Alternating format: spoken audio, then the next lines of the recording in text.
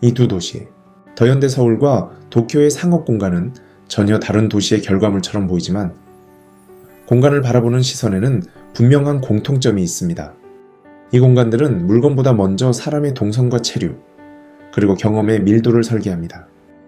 전통적인 백화점의 공간 형태는 비교적 명확했습니다. 자연광을 차단하고 외부와 분리된 폐쇄적인 구조 속에서 오직 상품과 브랜드에만 집중하도록 설계된 공간이었죠. 하지만 점차 온라인에서 쉽게 구매할 수 있게 되었고, 사람들은 단순히 무언가를 사기 위해서만 오프라인 공간을 찾지 않게 됩니다. 이 변화 속에서 상업 공간은 새로운 질문을 마주합니다. 무엇을 파는가가 아니라 어떤 공간을 제공할 것인가입니다. 이 질문에 대해 도쿄와 서울은 각기 다른 도시적 조건 속에서 서로 다른 방식으로 답을 내놓습니다. 도쿄의 상업시설들은 오랜 시간 도시 재생과 대규모 복합 개발의 일부로 다뤄져 왔습니다. 주거와 오피스, 공공공간이 함께 설계되는 과정에서 상업공간은 도시를 활성화하는 하나의 구성요소로 자연스럽게 포함되어 왔죠.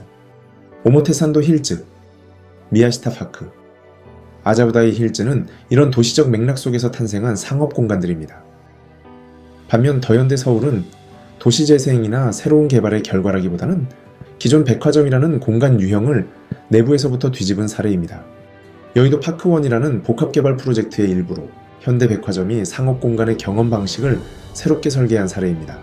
더현대 서울은 판매 중심의 백화점 공식을 벗어나 공간과 체험을 전면에 내세우며 기존과 전혀 다른 상업공간의 가능성을 제시했습니다. 이 영상에서는 이 두 도시의 상업공간을 누가 더 낫다의 문제가 아니라 공간이 만들어지는 방식의 차이라는 관점에서 비교해보려 합니다.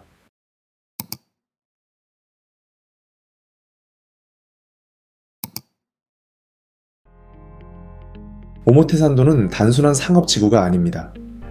메이지 신궁으로 이어지는 도시의 메인 축이자 도로 자체의 품격이 중요하게 다뤄져 온 거리입니다.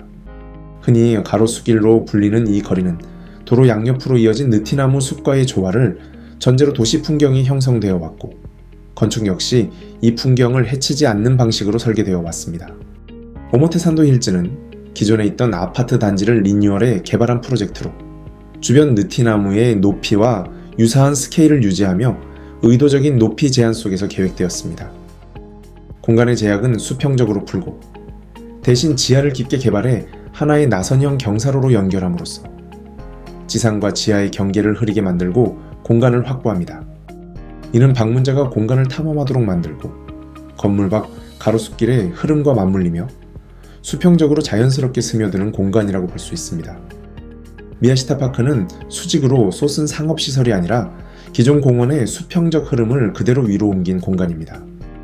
길게 이어지던 공원의 구조를 유지한 채 이를 건물의 옥상으로 들어 올리고 하부에는 상업시설과 호텔을 배치했습니다.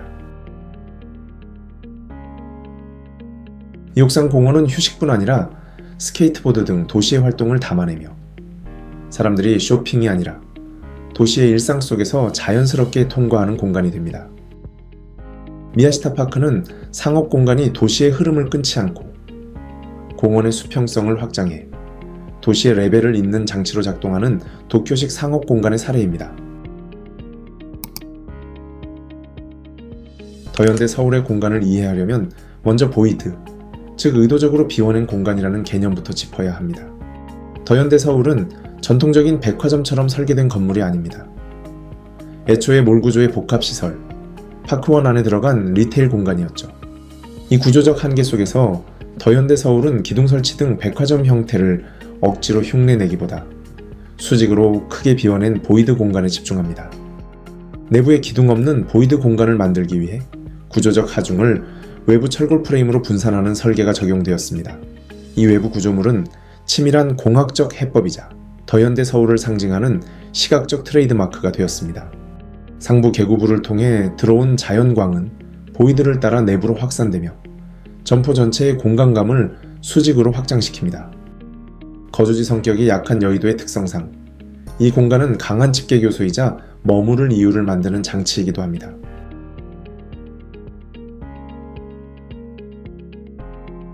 아자부다이 힐즈는 일본을 대표하는 부동산 디벨로퍼 모리빌딩이 오랜 시간에 걸쳐 추진해온 도시 재생 프로젝트의 정점에 놓인 사례입니다. 이 프로젝트는 기존의 아자부다이라는 언덕 지형의 동네를 기반으로 재구성되었고 그 지형적 맥락 위에 대규모 조경과 녹지, 상업 업무 주거 기능을 결합한 복합도시 단지로 완성되었습니다. 아자부다이 힐즈에서 공간은 건물 중심이 아니라 자연을 기반으로 조직됩니다. 넓은 녹지와 보행 동선 위에 건물들이 배치되고 그 안에서 사람들의 생활과 활동이 이어지죠. 이곳은 단순한 상업시설이 아니라 자연을 중심으로 하나의 도시적 공동체를 설계한 공간이라고 볼 수 있습니다. 아자부다이 힐즈가 도시 재생과 함께 외부로 확장된 자연이라면 더 현대 서울의 사운즈 포레스트는 건물 내부로 끌어들인 자연 공간입니다. 사계절이 뚜렷한 한국의 환경 속에서 이 실내 정원은 날씨와 계절에 관계없이 사람들이 머무를 수 있는 체류 공간으로 작동합니다. 특히 직장인 중심의 여의도에서는 이 공간이 일상 속 휴식이자 강력한 집계교소로 작용됩니다. 도시형 복합개발에서 이제 상업시설만으로는 사람을 끌어들이기 어렵습니다. 도시는 무엇을 파는가 보다 왜 그곳에 가야 하는가를 묻습니다. 그래서 오늘날의 복합단지는 매장보다 먼저 사람을 움직이게 만드는 집계 콘텐츠를 설계합니다. 아자부다이 힐즈 또한 문화체험 콘텐츠를 결합해 머물 이유가 있는 도시를 만드는 것을 목표로 했습니다. 그 핵심에 놓인 콘텐츠가 바로 팀랩 보더리스입니다. 팀랩은 예술가, 프로그래머, 엔지니어가 함께 만드는 일본의 디지털 아트 콜렉티브입니다. 정해진 동선 없이 관람객이 걷고 발견하고 참여하며 공간을 완성하는 것이 특징이죠. 아자부다이 힐즈에서 팀랩은 하나의 전시가 아니라 자연 도시 사람을 연결하는 체험의 장치로 작동합니다. 애니메이션 룩백 전시처럼 시기마다 교체되는 문화 콘텐츠도 마련되어 있습니다. 이런 다양한 주제의 문화시설이 이 공간을 다시 찾게 만드는 중요한 요소입니다.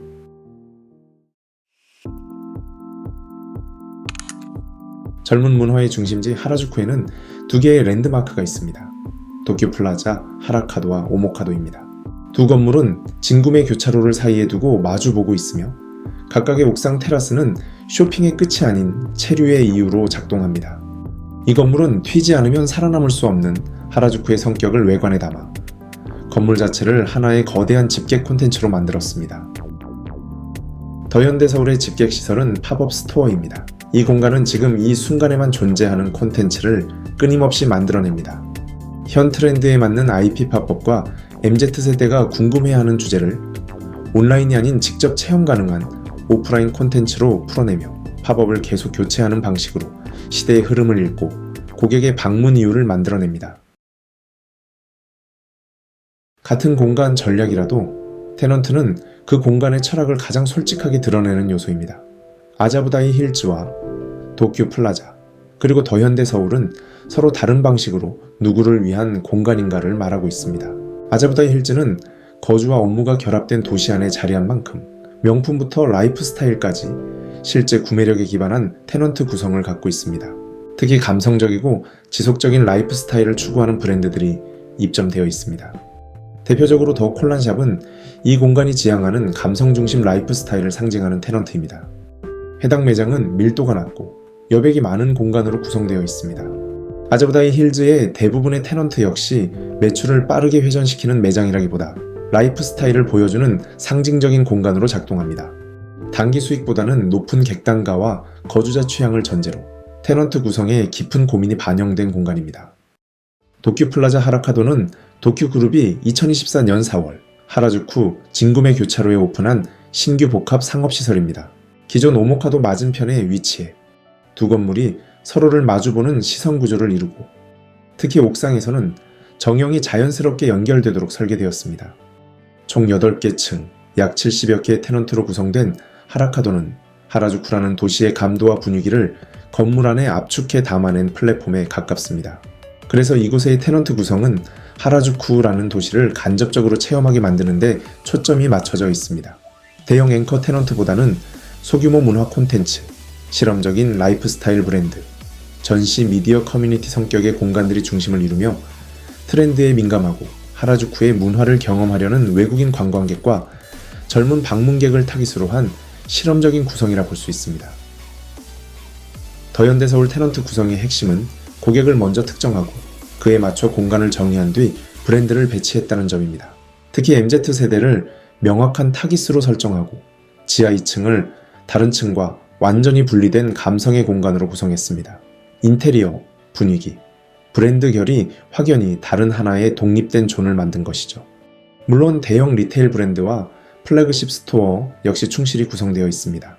상층부에는 공용 인테리어 콘셉트에 맞춰 각 브랜드가 과하게 튀지 않도록 배치되며 공간 전체가 하나의 통일된 더 현대 서울의 이미지로 읽히도록 설계되었습니다. 그렇기 때문에 오히려 지하 2층의 독립성은 더욱 선명하게 드러납니다.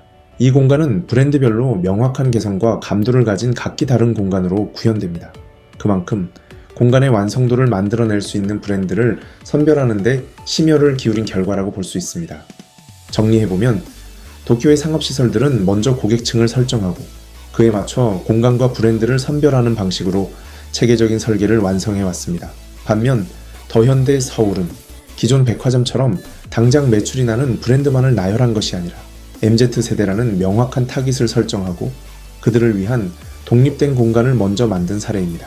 이 선택은 한국의 전통적인 백화점 MD 구조에 분명한 변화를 가져왔고 이후 주요 백화점들의 공간 구성과 타겟 전략까지 연쇄적으로 바꾸는 계기가 되었습니다.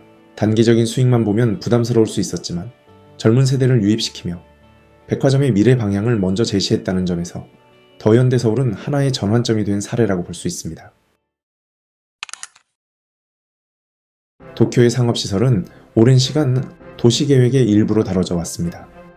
부동산 디벨로퍼가 단순히 건물을 짓는 주체가 아니라 도시의 일상과 공공성, 그리고 사람의 동선을 함께 설계해왔죠. 다이카냐마, 티사이트, 미야시타파크, 아자부다이 힐즈는 모두 그 연장선에 있는 결과물입니다. 한국은 아직 도쿄만큼 도시개발 안에서 상업시설이 밀도 있고 체계적으로 다뤄지지는 않습니다. 도시의 규모와 축적된 시간의 차이가 있기 때문이죠. 다만 더 현대 서울은 상업시설만 놓고 보았을 때 국내 리테일에 새로운 사고방식을 제시한 사례로 충분히 기억될 만한 공간입니다. 이상 공간 수집이었습니다. 시청해주셔서 감사합니다.